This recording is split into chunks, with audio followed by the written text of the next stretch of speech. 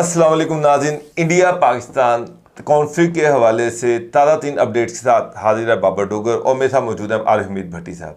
भट्टी साहब, जंग तो सीज़ फायर है, लेकिन अभी इंडिया में मैं देख रहा था, वहाँ पर सोशल मीडिया में पाकिस्तान के एटम बम के हवाले से बेतहाशा चीज़ें जो हैं वो गर्दिश कर रही हैं। उनमें सबसे अहम चीज़ जो है वो ये है कि 9 और 10 मई के दौरान पाकिस्तान में ज़लज़ले आए, 2 बैक टू बैक ज़लज़ले हैं जिनका मैग्नीट्यूड 4.7 और 4 था, और ये आए हैं झेलम के करीब। और इंडिया में पूरे सोशल मीडिया पर ये चीज़ें गर्दिश कर रही हैं कि पाकिस्तान ने 9 और 10 मई के दरमियान एटमी धमाके किए हैं। बिस्मिल्लाहिर्रहमानिर्रहीम। बाबर साहब, गुजारिश ये है कि नरेंद्र मोदी ने खुद रिक्वेस्ट करके सीज़ फायर कराया, जंग में उसको शिकस्त हो गई। अबे हम क्या करने की जरूरत है 9 और 10 को? हम तो एटमी पावर हैं। नहीं, 9 और 10 मई जिस वक्त इंडिया पाकिस्तान पर अटैक कर रहा था, जिस दिन अटैक किया उससे एक दिन पहले पाकिस्तान ने एटमी धमाके किए हैं। नरेंद्र मोदी ये कह रहा है कि मुझे पाकिस्तान ने न्यूक्लियर धमकी दे के ब्लैकमेल किया, और ट्रंप ने कहा कि मैंने जोहरी ताकत को, जोहरी जंग को बचाया। अब इंडिया सोशल मीडिया में भी इसके पीछे रॉ है, में भी इसके पीछे इंडियन गवर्नमेंट है, वो ये तासुर देने की कोशिश कर रही है कि 9 और 10 मई को जो पाकिस्तान में ज़लज़ले आए हैं, ख़ासतौर पर झेलम वाली रेंज में, उसके पीछे पाकिस्तान ने एटमी धमाके किए हैं। कि एटमी धमाके करना इतना आसान है कि छुप के पाकिस्तान एटमी धमाके कर को पता ही ना चले। आप बादशाह आदमी हैं। भारत इस वक्त अब नॉर्मल हो चुका है। नरेंद्र मोदी की शिकस्त और उनकी फ़ौज एक्सपोज हो चुकी है कि पाकिस्तान की फ़िज़ाइया और फ़ौज उनसे बहुत ज़्यादा ताकतवर है। हिकमत अमली में, स्ट्रेटेजी में कहाँ किस वक्त अटैक करना है। इस नाकामी के बाद मोदी ने तासुर ये दिया हुआ था 7 मई से पहले या 6 मई से पहले कि पाकिस्तान ने खलवा जब चाहे खा जाऊँगा। लेकिन जब पाकिस्तान ने जवाब दिया और भारत को शिकस्त हुई, उनके घर में घुस के जब मारा, उसके बाद पूरा मीडिया, इवन के शिवा सिन्हा जो उनकी हमायती जमात है, इत्तेहादी जमात है, उसने कहा मोदी रिज़ाइन दे, तुमने झूठ बोला, गुमराह किया, ना तुमने पहलग्राम का कोई सबूत दिया। अब मोदी उस तासर को ख़त्म करने के लिए हमें, अब मुझे बताए ना एटमी धमाके करने की क्या ज़रूरत है? हम तो 98 के एटमी पावर। अगर ये कि नाज़रीन आपके ये बताता चलूँ कि इंडिया की एनसीएस जो कि इस सारे इशू को देखती है, उनके जो डायरेक्टर हैं जो कि ये ज़लज़ले वगैरह को चेक करते हैं, देखते हैं, उन शुक्ला हैं, उन्होंने इस चीज़ की तरदीद की है। आज उन्होंने एक ऑफिशियल स्टेटमेंट जारी किया कि ये पॉसिबल नहीं है। जो न्यूक्लियर ब्लास्ट के जो आफ्टर शॉक्स होते हैं वो डिफरेंट होते हैं, और जो धमाके होते हैं वो बिल्कुल डिफरेंट होते हैं। और सोशल मीडिया पर जो बड़ी स्पीड से इंडियन मीडिया और सोशल मीडिया पर ये चीज़ गर्दिश कर रही है कि पाकिस्तान ने 9 और 10 मई के दरमियान रात को एटमी धमाके किए ताकि वो इंडिया पर न्यूक्लियर अटैक कर सके, और इसी चीज़ को मोदी ने आगे बढ़ाया। और अब ये तासुर मज़ीद देने की कोशिश कर रहे हैं कि पाकिस्तान शायद इंडिया पर न्यूक्लियर अटैक करने वाला था। बट साहब, आज मोदी साहब जो हैं वो आदमपुर गए हैं, जहाँ पर S-400 जो उनका सबसे लेटेस्ट एयर डिफेंस सिस्टम था, उसको जिस तरह पाकिस्तान ने उड़ाया, तो आज वो वहाँ पर गया और उसने एक सोशल मीडिया पर अपनी एक तस्वीर भी दी है जिसमें उसने कहा कि जनाब उसके पीछे जो है वो S-400 का एक स्ट्रक्चर खड़ा हुआ है कि जनाब मैं वहाँ पर मौजूद हूँ, और वहाँ पर जवान है, बड़े ज़बरदस्त हैं, और चीज़ें बिल्कुल ठीक हैं। अब ये पुरानी तस्वीर भी हो सकती है, आर्टिफिशियल इंटेलिजेंस के ज़रिए से, मुझे तो ये लग रहा है बनाई गई तस्वीर है, और ये तासुर देने की कोशिश करी। ये लाइव नहीं है, एक तस्वीर दी गई। यहाँ तो लाइव मनाजिर दिखाते उसके अंदर के, तो ये एक तस्वीर दिखा के पूरे इंडिया को कह रहा है जी S-400 का जो स्ट्रक्चर है वो एज इट इज़ खड़ा हुआ है, वहाँ पर कुछ नहीं हुआ। बाबर साहब, गुजारिश है कि आप मीडिया के प्रोपोगंडे को बहुत ज़्यादा अहमियत दे रहे हैं। मेरी नज़र में वो अहम ही नहीं है। अहम ये है कि उन्होंने हमें धमकी दी, हम पर अटैक किया, हमने जवाबी हमले में उन्हें शिकस्त दे दी। नरेंद्र मोदी ने सरेंडर किया, हमने उनकी एयरबेस, उनकी वो जो ब्रिगेड हेडक्वार्टर है, उनके त्यारे मार गिराए। मोदी को अब वो S-400 की बजाय चाय लगाए, क्योंकि उधर उन्हीं का मीडिया उसको कोस रहा है, भाई तुमने हमें तासुर दिया था कि हम पाकिस्तान को ख़त्म कर देंगे, पाकिस्तान को फतह कर लेंगे, लाहौर फतह कर लेंगे, तू तो दिल्ली गंवाने के। अब दूसरी बात, उनका ये जो एटमी है ना, देखें दोनों न्यूक्लियर पावर है, इसमें दो राय नहीं है ना, और पूरी दुनिया जानती है। अभी तो वो स्टेज आई नहीं कि भारत को मारे। अभी तो हमारी फौज के पहले अटैक ने 5 स्टेप रखे हुए थे अटैक के, मुख्तलिफ उनकी तनसीबात को टारगेट करके।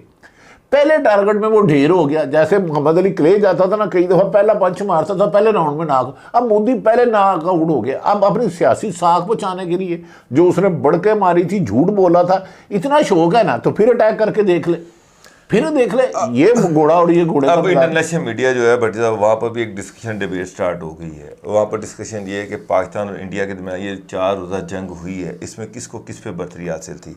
डिफेंस सिक्योरिटी एक एशिया एक मैगजीन है, उसने आज लिखा है, दोनों का मुकाबला किया और उसने कहा कि सबसे वाज़ेह सबूत ये है कि जो फ्रेंच राफेल है इसके मार्केट शेयर 10% नीचे गिर गए हैं, जबकि चाइना के J-10 के शेयर 10% ऊपर चले गए। उन्होंने इस चीज़ की तस्दीक नहीं हो सकती कि पाकिस्तान ने 3 गिराए हैं, 2 गिराए हैं, 1 गिराया है, लेकिन शेयर्स जो गिरे हैं इससे ये लग रहा है कि वाकई राफेल जो हैं उनको कुट पड़ी है इंडिया में। यार भारत तासर दे रहा था कि जब उसके पास राफेल नहीं थे, मेरे पास आ जाएगा तो मैं दुनिया फतह कर दूंगा, उस पर सुंदर चढ़ाए, उसके फूल चढ़ाए। जब उन्होंने फ्रांस से परचेज़ किया, जब हमला आवर आया, राफेल लेना अच्छी बहादुरी नहीं है, उसको चलाना, उसको टारगेट अचीव करना, आपने हिट भी तो करना है ना। मैं एप्पल फ़ोन ले लूँ, मुझे इसके फंक्शन ही नहीं पता कि इसकी एडिटिंग कैसे करनी है, इसकी लाइट कम कहाँ से करनी है, इसमें इंस्टॉल कैसे करना है, क्या, तो उसका क्या फ़ायदा।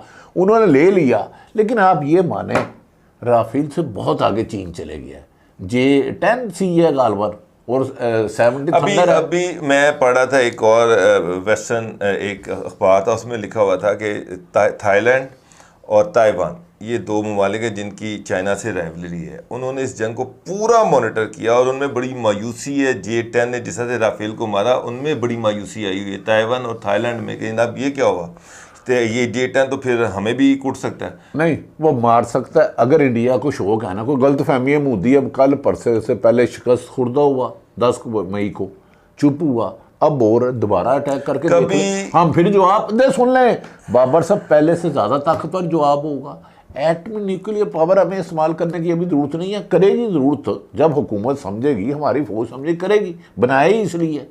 बट सवाल ये पैदा होता है कि इंटरनेशनल मीडिया अब और स्टोरियाँ सुना रहा है। वो पाकिस्तान के डिफेंस सिस्टम की तारीफ़ें कर रहा है, वो पाकिस्तान के जो मिसाइल सिस्टम है उसकी तारीफ़ें कर रहा है, वो पाकिस्तान पायलट्स की तारीफ़ें कर रहा है। अब दूसरी तरफ इंडियन कौम का मोराल गिर चुका हुआ है, बिल्कुल दफन हो चुका है। इंडियन मीडिया जो है वो भी अब उसकी भी बोलती बंद हुई है। अब मोदी साहब निकले हैं, कभी वो कहते हैं पाकिस्तान ने हमें न्यूक्लियर थ्रेट दी, कभी वो कहते हैं कि ना ये जो हमारा डिफेंस सिस्टम है ये बिल्कुल ठीक है, कभी वो इंडियन एयरफोर्स के दफ्तर जा रहे हैं, वहाँ पर जाके कह रहे हैं कि ना देखिए हमारे तो तैयारे इंटैक्ट हैं। तो इससे क्या आवाम का, इन चीज़ों से आवाम का मोराल ऊपर जाता है। बाबर साहब, मैंने जबकि इंटरनेशनल मीडिया असल पिक्चर पेश कर रहा है। बाबर डोगर साहब नाज़रीन के कह रहा हूँ कि 22 अप्रैल से लेके नरेंद्र मोदी ने सिर्फ मीडिया पर जंग की, मार देंगे, छड्डागा नहीं हो, आया आ रहे यार, मैं ठहर जा। जब ये करीब पहुंचा पाकिस्तान के 3 हमलों के बाद, एक पंच मारा, वो गिर गया। अब अपनी गिरी हुई साख और सियासी तबाह सियासत को, इलेक्शन उसका लूज हो रहा है, उसे बचाने के लिए वो झूठ पे झूठ बोल रहा है। दूसरी बात, आपके लिए एक अच्छी खबर नहीं है, नून लीग की सफ में भी मातम मिच गया।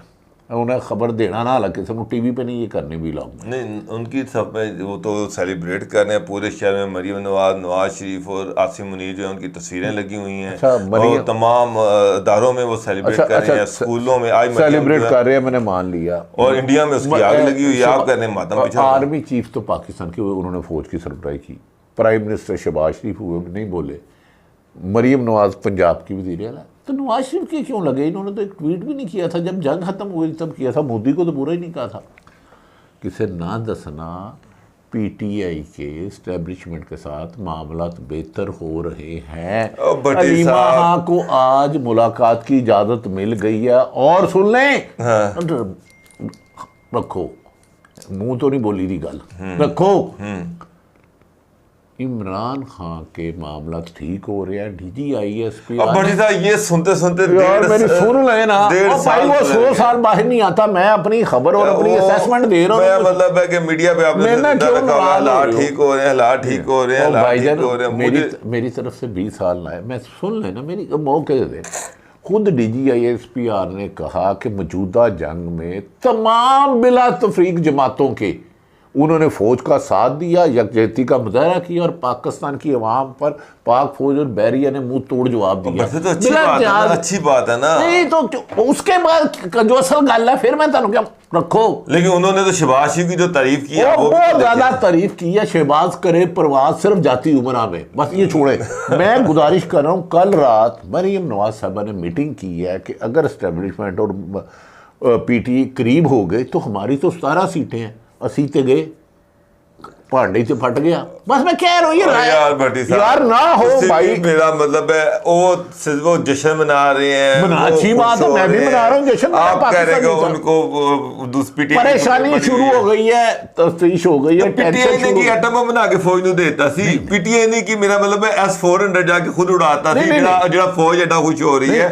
या पीटीआई ਦੇ पायलट है वो J-10 ਚ बैठ के जाके उन्होंने राफेल गिराया। मैं पीटीआई ने क्या किया, मैं ये समझना चाह रहा हूँ। इस आर्गूमेंट में वजन है, आपने खुद ही कहा कि या पीटीआई ने लाइन ऑफ कंट्रोल पे जाके उन्होंने गन्ने उठा के वहां पे इंडियन फौजियों को मारना शुरू कर दिया। क्या ऐसा काम किया? बोला या पिंडियों आवा पिंडी जाना है इंशाल्लाह। लेकिन अच्छा बात सुने, वाकई ना पीटीआई ने एटम बम मारा। नवाज शरीफ जो 3 दिन रहा ना, असल बात है ये फौज या एयरफोर्स ने नहीं, नवाज शरीफ ने S-400 उनका सिस्टम खराब किया है। गुब्बारे में बैठ के गए थे, गुब्बारा ब्लैक था। ओ यार मजाक ना करो। नवाज शरीफ नहीं, मेरा हीरो है, उसने मेरी फौज को कहा था कि इन्होंने धांधली कराई है। उसने कहा था, परवेज रशीद ने कहा था कि मुल्क तबाह कर रही है जर्नैल। आपको बताया उन्होंने, बाहर किसी को नहीं बताया। वैसे मैं नहीं बात, परवेज रशीद साहब के बयान टीवी पे चल चुके हैं, ख्वाजा आसफ के चल चुके हैं। नहीं कि ये तबाह करे ये मुल्क जर्नैल और करे ये। अब ये तो आप पुरानी बातें कर रहे हैं ना, अब की बात कर रहे हैं। नवाज शरीफ परसों पैदा होया, भी पुराना 75 साल का हो गया। अब की हो गया, खुदा दा लड़ा नहीं लग पे। देखें किसी दौर में ना, मेरी बात है, किसी दौर में अपनी भी तो सुलह थी ना फौज के साथ। हाँ, मामला ठीक थे तो उसका बयान और थे, हम सेम पेज पे हैं, फौज दुनिया की बेहतरीन फौज है। तो ये चीजें अब जो है ये बदलती रहती है ना। अब के बयान डिफरेंट है, पुराने डिफरेंट है, उनके पुराने डिफरेंट थे, अब के। सियासत में कोई चीज भी खत्म नहीं होती। कल के दोस्त आज के दुश्मन, ये सच है। पीपल्स पार्टी और नून लीग अजल की दुश्मन है। अब जो बसाहर एस्टेब्लिशमेंट और पीटीए के दरमियान बर्फ पर निकलनी शुरू हो गई है। मैं ये नहीं कह रहा कल इमरान खान बाहर आ जाएगा, मलीमा खां की मुलाकात हो गई, आबाद और 2 लोग रिहा हुए, उन पर और मुकदमों में गिरफ्तार नहीं किया गया।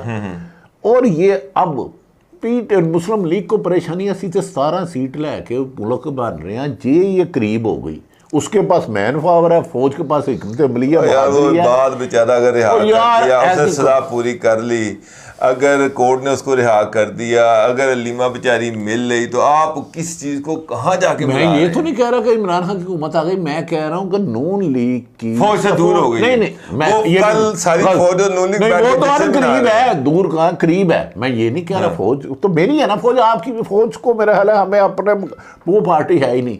लेकिन इनमें ये परेशानी की लहर दौड़ रही है कि अगर इनके दरमियान सुलह हो गई तो फिर हम पीछे हो जाएंगे। इसके इम्कानात रोशन है, फैसला मेरे जो ISPR है, जो उन्होंने बड़े वादे कहा कि हमारी किसी पॉलिटिकल पार्टी से कोई नहीं है, बस यही अदालतों में उनके केसेस हैं, अदालतों से रिलीफ लें जाके, हमारे से कुछ लेना देना नहीं है। अब आप कुछ सुलह की बात करते हैं, करीब होने की बात करते हैं, ये मेरी समझ से बाहर है। अच्छा चलो तुम्हारी ठीक है, अगर अल्लाह करे पाकिस्तान को फतह नसीब हो, दिल्ली जाए, अगर मोदी ने कहा खोखा लगाओ चाय का, चाय वाला मोदी क्या आप उधर से चाय पीना पसंद करेंगे? यार मोदी की चाय जरूर पीऊंगा मैं, मेरा बड़ा इंशाल्लाह। अगर अल्लाह फजल खुदा बशर्ते दी अगर पाकिस्तान को कामयाबी दी तो ਤੁਹਾਨੂੰ मोदी ਦੇ ਹੱਥਾਂ ਦੀ ਚਾਹ ਪਿਆਣੀ ਹੈ, लेकिन खातों ਨੂੰ कहांगे ਉੱਤੇ ਗਲਵਸ ਪਾ ਲੈ। स्टूपिड आदमी है ना, अजीब सी बैकी बातें कर रहा है। जब से पाकिस्तान ने शिकस्त दी है बाबर साहब, हालात ये है कि भारत मुकाबला कर नहीं रहा, सीज फायर नहीं हुआ, भारत दोबारा शरारत कर सकता है।